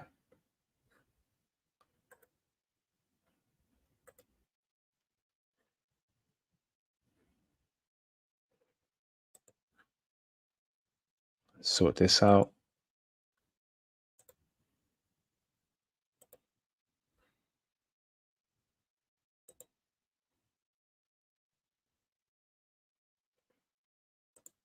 Fantastic. Awesome. All right. Okay. All right. Okay. Daniel is back. Awesome. So Daniel, this has been a great stream so far. Okay. Thank you, Daniel, for your time. Let's go to the questions here for you. So I've got a question here for you saying, Dojo, do you know Russian? And how are you able to have a girlfriend with someone who barely speaks English? Explain how that relationship dynamic works. Oh, okay. Well, I think if you meet an individual where you have a connection that's probably not something that you've experienced before, you find ways to be able to communicate. And yes, the English is not the best. I'd say it's a D or maybe even an E, but you find ways. So for example, when I first met her in Thailand, we were using Google Translate. I'll be honest, we were using that to communicate. Israel, she was trying her best with words, but Google Translate here and there as well. But you kind of just speak a broken English, for example, and do your best. And through the separation in the long distance, So she does have a translation app on her phone, so she can translate English and she can type English. And when we do have video calls, she can understand English, but her speaking English, her words are not there yet. But again, this is an individual that did not have English growing up. She actually can speak fluent Chinese and Mandarin. So it's kind of that the Russian dynamic has a relationship with China, but none with the Western side. So yeah, the dynamic is very much at the moment a translation app on her side, and myself speaking maybe a broken English, simplified English when I can with her, but her English is improving. Um, Her mother actually doesn't speak English, but via the USSR, she understands English but can't speak English. So, as I mentioned in my earlier conversation with IP, there are individuals that can speak English very well, but due to the relationship of the West and Russia, it is not a priority for their people to speak English. But I have made it work and I'm making it work to the best of my ability. And she is actually learning English at this current time. So it's a slow process, but you make it work. And I think you understand that um, it's not their first language, but my first language is not Russian and I wouldn't need to use Russian. So again, why would I speak Russian? So it's a give and take, and it's a slow understanding that you need to interpret each other slowly, and she will get better over time. Awesome. Thank you, bro. Brian asks us, are they checking for brothers? Okay, wait, we're gonna ask that a bit later on. Hold on, bro. Warped Ups asks us, what's up, IP? This is Champagne Pap. I'm wondering, since I can't meet a Russian woman in California, what apps can I use to connect with one? Do you know any apps to connect with Russian women at all? Oh, oh, no, but I may be able to come back to you if I can find one. But when you are out there, you can use your typical apps via VPN. So you can use your Tinders and all that. So you can download all of that and then set your location and your distance and all that. So that is available out there if you want to use it. But I wouldn't know of any apps to meet Russian women in the West currently right now. Awesome, bro. So, Mr. Daniel, right? I'm gonna ask you the most important question in the history of mankind. Okay, bro? Um, this question here, Daniel, okay, is a question that can turn water into wine and wine into water, okay, vice versa. It's a question so powerful, Daniel. It can cause tornadoes, earthquakes, and it can split the earth in two. Okay, Mhm. it's a question so powerful, bro. Okay, even aliens in outer space, in Yeah. Jupiter, in Mars, in a different galaxy, know of this question, bro. Okay, it literally transcends universes and time. Okay, the Right. question I have here for you, right, Daniel, is Mm, when you out there in Russia, Daniel, okay? I know mm, you were with your girlfriend, Daniel, right? But mm. from what you saw, and from what you observed, sorry, are the women in Russia checking heavy for black men and passport bros? I'm gonna go with an astounding yes. Yes, they are. Make your way there to Siberia. Enjoy yourself. You are forbidden fruit. You are the unknown. Be welcoming. They want to meet you and they are excited to meet you. So, absolutely, uh, the black man, the passport bro, see something different. Go to your usual countries. Experience something new. Meet someone new. They want something different, and they'll welcome you with open arms. So, absolutely, you have a glass full of wine and enjoy it, but sips not abundance. So absolutely, yes, they are. So you can enjoy yourself, but of course, language barriers. But you may meet the individual that can speak really well. So yeah, it's open for passport bros to go and visit. I definitely recommend it. So, bro, you again looks for women. Were women talking to you? Were they checking you out there, brother? Did you see them with black men as well in Siberia, or was it the overall atmosphere as to they're giving you attention? They know you got a girlfriend, so they can't act upon it. Is that what you observed? Um, yeah, you definitely get looked at. You are, of course, you are looked at. You're not ordinary. You're something different. You're not you're not there. The black male presence isn't in Siberia at all whatsoever. As I mentioned, they aren't aware of the struggles or anything like that. So they are completely open and perceptive, and they want to meet new people. So when I was there, yes, there were young women checking me out and things like that as well. And I was being open and happy. And you have to talk to people because you're in their country. They want to interact with you. So they may say, "Who are you? Where are you from?" And then you've got he's an individual. This individual came up to me and says, "Where are you from?" He's saying, "Oh, I'm from England." He says, "I'm Rusky." So you just need to come with that banter, come with that energy, speak with the women as well, take pictures with them, and enjoy yourself. And I think, yes, for me, if I wasn't with my girlfriend, I would have made a lot of female friends out there. So it is available to you, and it is somewhere you should go, and you should definitely experience it at least once in your life. Go to the Russian Federation. Fantastic, bro. So, brother, you met your girlfriend in Thailand, right? How did you meet her? Did you cold approach her? Did she cold approach you? Why pick her out of all the women there in Thailand? Break it down for us, bro. So that's a good question. So I was in Sugar Club Patong, enjoying myself with a drink in hand. There are a lot of Thai women available there, and there are other tourists as well. I was drinking on my lonesome, and I was drinking on my lonesome. My double grey goose and lemonade. I was just on the dance floor, um, being easy, enjoying myself.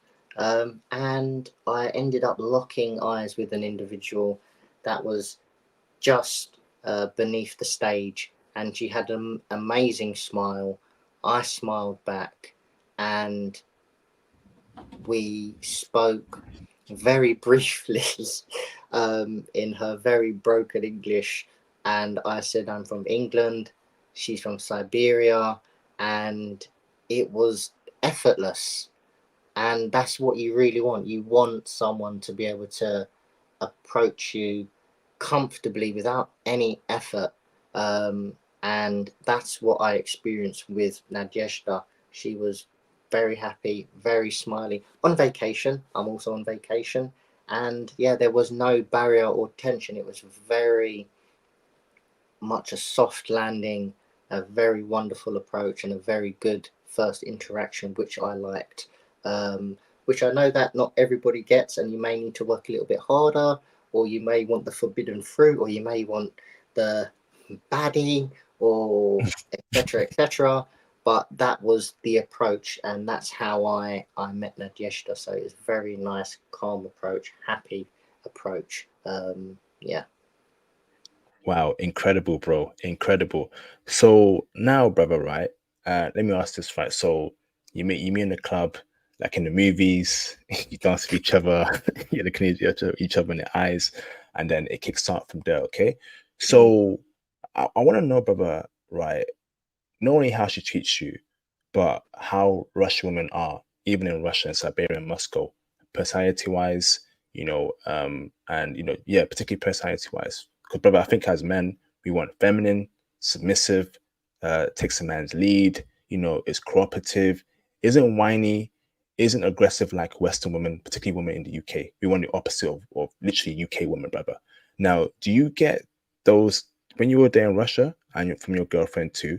Can we mhm. find those traits and are those traits on average very common? That is the standard trait you get with a Russian chick.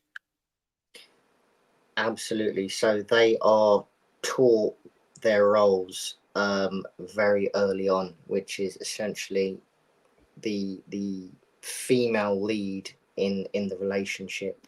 So they are very much built towards working with a man. So, for example, my girlfriend says, "You are man, you are strong.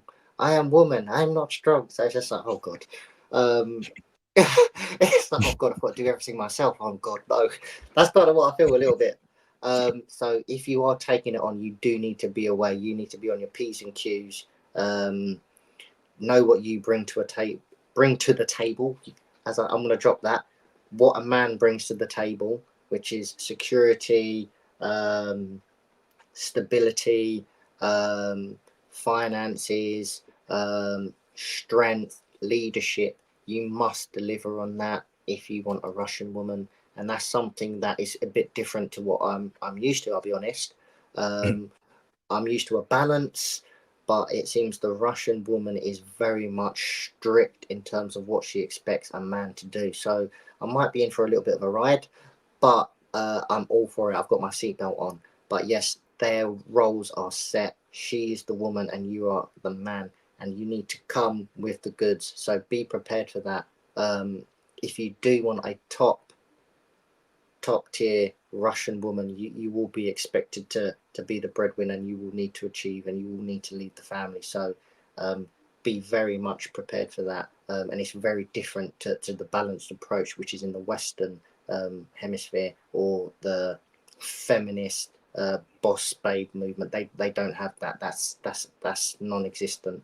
So yeah, just make sure that you are ready to lead and deliver on those responsibilities. Awesome, bro. So now, brother, in terms of right long distance, so you're doing long distance with your Russian girlfriend, right? So two questions in one. How do you do that? Do you talk like every day? Is it twice a week, etc., etc.? How do you actually do the long distance, and how do you communicate? How often? Also, is there a plan for you to bring it over to the UK, which I strongly advise. Don't bring any foreign woman to the UK, because once that feminism gets into the Western programming, bro, you're gonna lose her. So is a plan to move her for you to live in Russia, or is a plan for you to take her to a different country and live abroad? So two questions in one. How do you do long distance in terms of communication, and what's your plan for her long term? Wow. Um, so communication is key. We speak every single day over WhatsApp and Instagram, and we are very much able to video call as and when needed. So yeah, we are very much in day-to-day communication.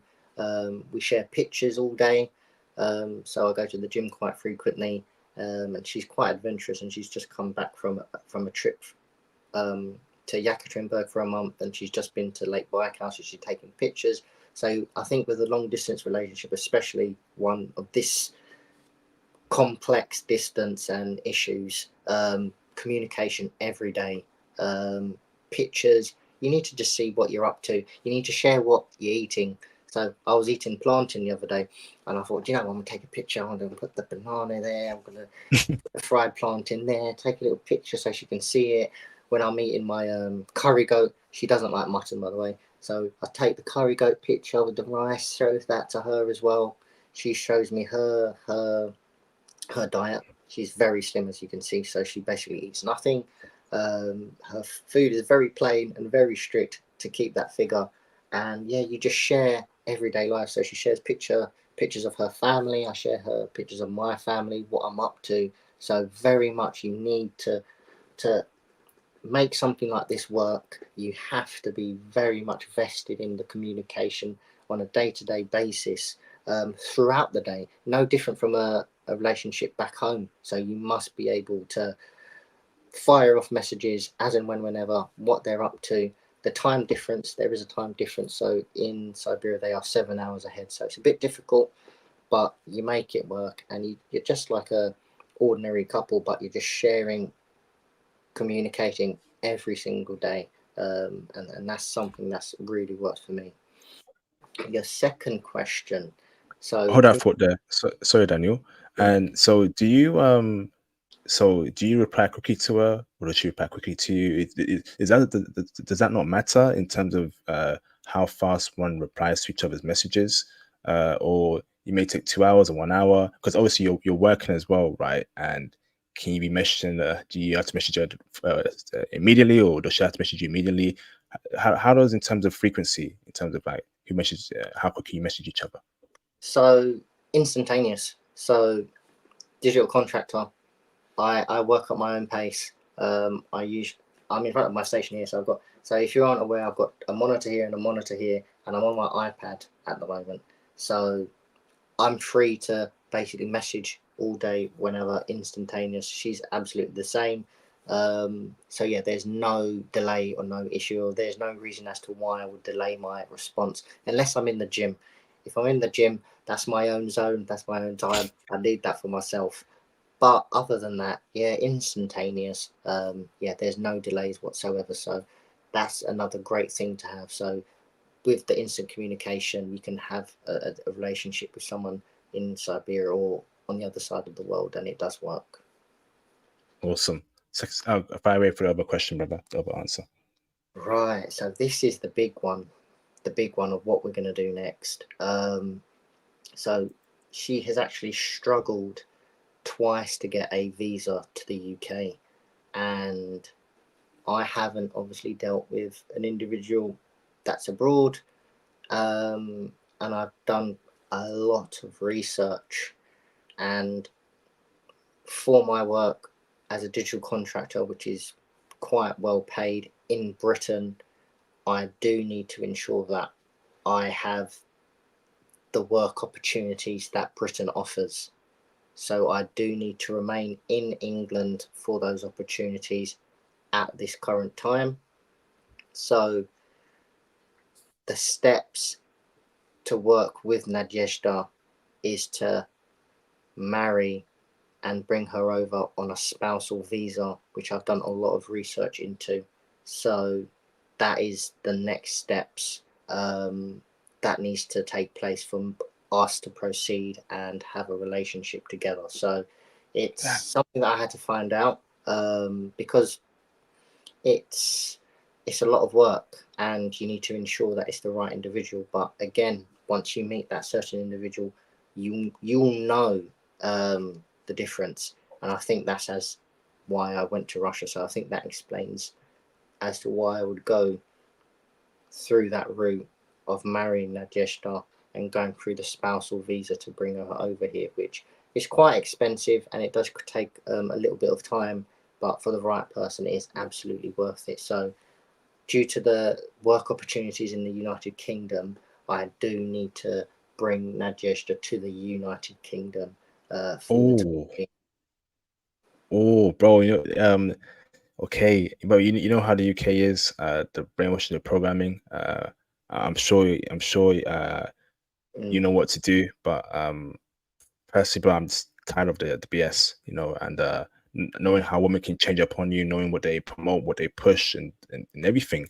mm, Go against your man, but you don't need a man. So, I mean, okay, hopefully it works out for you, Daniel. I'm sure you have hope a plan. mm, Um, so in your time in Moscow and Siberia, brother, right? Now, I've seen some images of Siberian chicks, right? And I'm like, these women are gorgeous. I'm like, what is that? I'm seeing half Asian, half white, or Asian-ish looking chicks. I'm like, what's this? Brother, can you confirm that Asian looking women are in Siberia? And how good looking are women in general in Siberia and Russia? Oh, that is an absolutely good question. So, due to the location of Russia, they have a lot of um, I'd say individuals that are like Uzbekistan type, Kazakhstan type, that Mongol type, which we don't have in the United Kingdom. So when I was in Siberia, those people are mixing in that particular location. So you will see women that you've never seen before. I'll be honest, and I haven't seen them. They're not in our media, so you wouldn't see them in the magazines. You wouldn't see them in TV shows. That Uzbekistan, Kazakhstan look, and then there's been a lot of uh, mixing as well. So you will have a very unique looking woman out there, but you'd also get your standard Slavic woman out there as well. But what I did see when I did go to the club in Sakar is there were very, very attractive women out there, and their diet. So all of the women there are very, very strict, and they are very fit. Their diets are very well maintained. They have been taught again through media that they must stay slim. So they are very much on their diet. They are very wafer thin, sorry.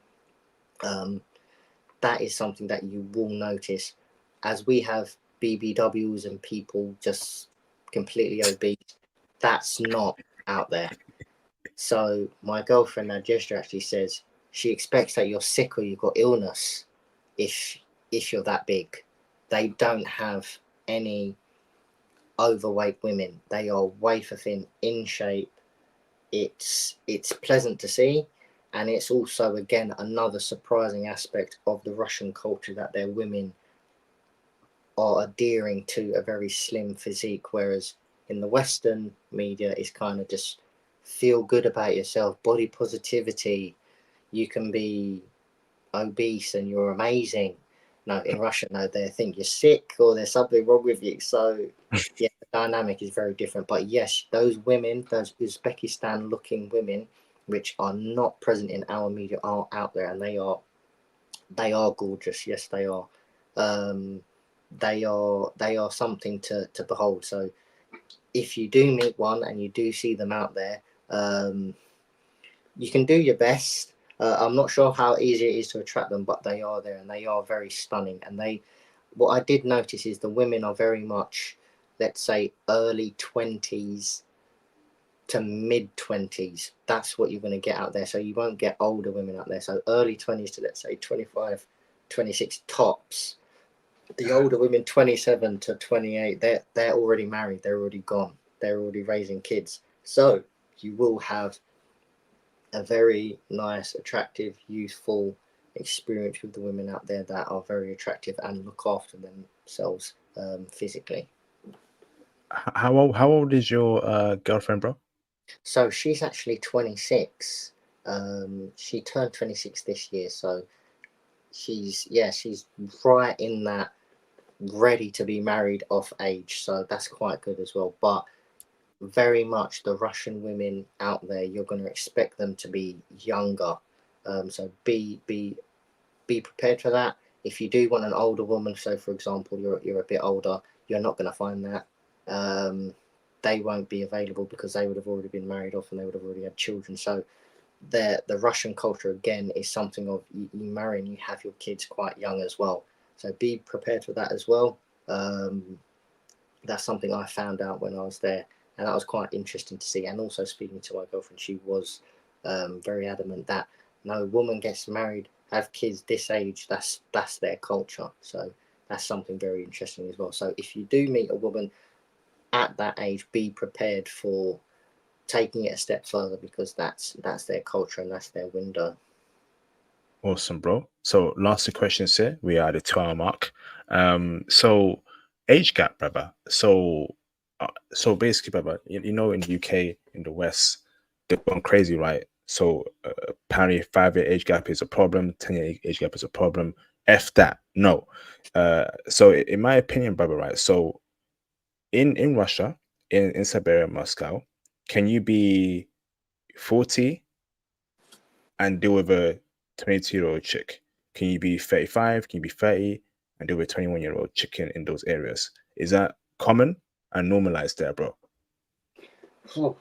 So that is um, something that I have also noticed. They are very much open to older men. The gap, I would say, it's I would say it may be the max 8 to 9 years.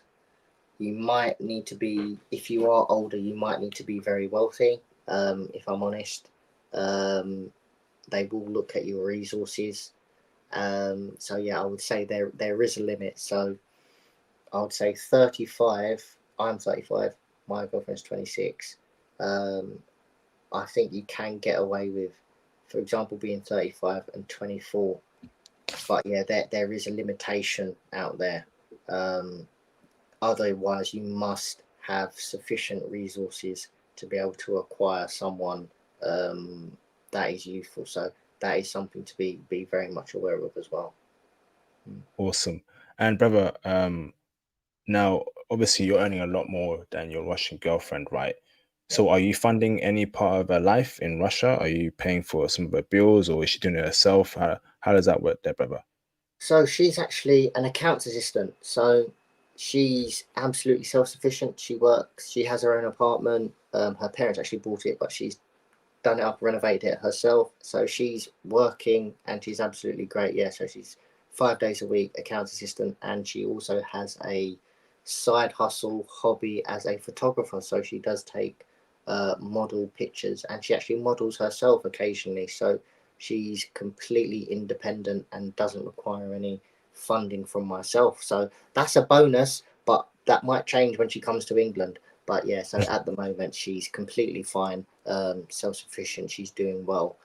So yeah, no issues whatsoever there. She's winning. She's winning out there right now. Yeah.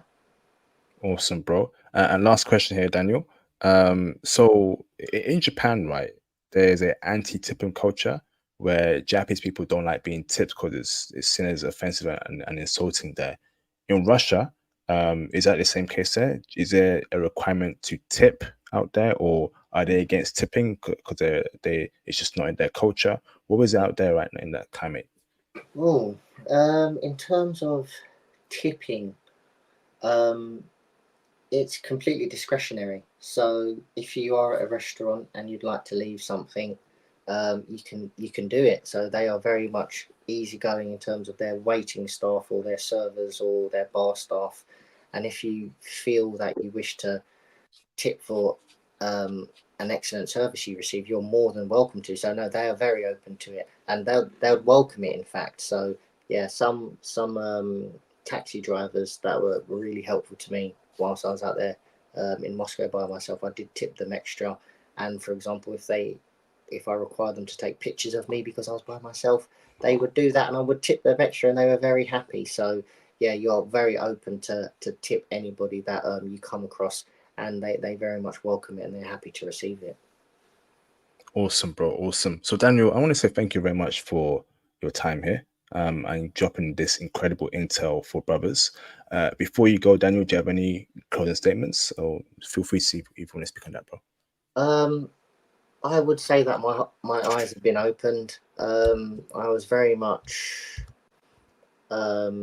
scared prior to going to Russia actually, and I really have dispelled a hoodoo or thoughts about Russia, and was blown away with what I've seen. And I think that is something that is of benefit to anybody. So I think if there's any concern with traveling to Russia, go for yourself, see it for yourself, and take that experience with you. And I think it's something that it's not ever going to be in a package holiday. You will need to do it yourself, but it's worth it. And I think people should very much um, take their own opinion on nations, cultures, and see them for yourselves. And I'm so glad I did it. So I would say that yeah, Russia was an experience that has far exceeded any kind of pleasure holiday that I've had, because it's kind of dispelled a myth about them being um, something that they're not. And they are very good people. It's a good nation. It's a well-run nation, and they're efficient, and they're not in a recession, so they're doing something right. So yeah, I'm very happy that I went, and yeah, very much experience things that, or do things that you wouldn't normally do, and possibly um, don't take people's word for things. Go for yourself. Awesome. Awesome. Thank you, Daniel. I want to say a huge thank you again for your time, the intel you've given the brothers. I definitely appreciate it. have a great week ahead, Daniel. Of course, we have plans for another country in the future, and that should be interesting. But yeah, Daniel, have a great week ahead, man. Thank you very much, bro. Thank you so much for having me, IP, and I hope I've informed all of your audience of the benefits of going to Russia. So thank you for having me again. So thanks so much. Awesome, bro. Awesome. Have a good rest, bro, and take it easy. We'll speak soon, bro. Okay. Thank you. Awesome. That's Daniel there. Salute everyone, brother. Say thank you to Daniel.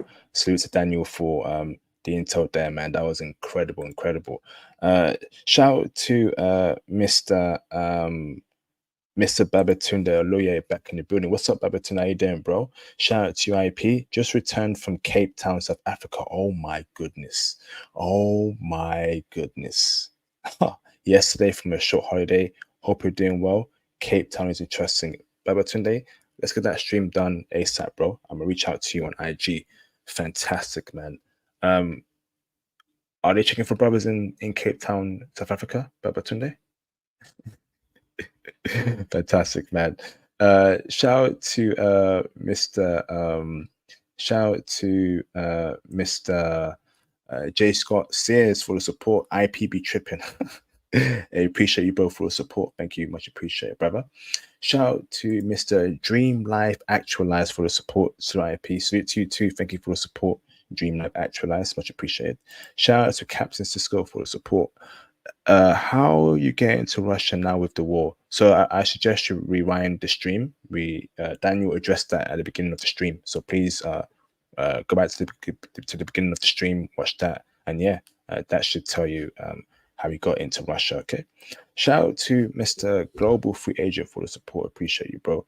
Under no circumstances are brothers to marry in the USA or UK in 2024 and beyond.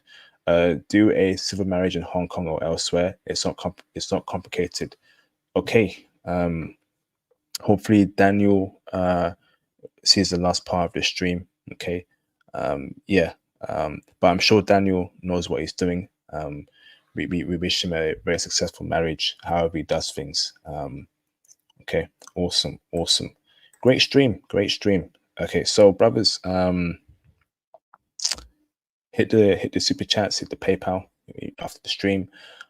Join the Patreon. Okay, there's some spicy content on the Patreon about Russian women that we got from that brothers spoke on previously on the channel. And go on the Patreon to hear that. Okay, you want to know how Russian women get down in the bedroom?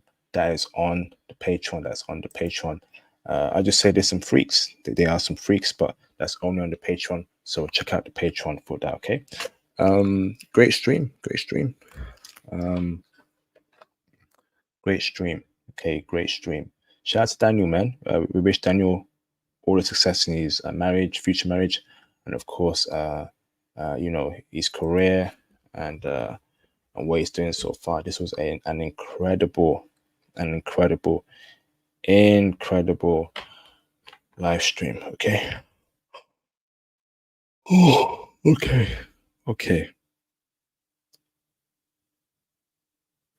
All right, awesome. Okay.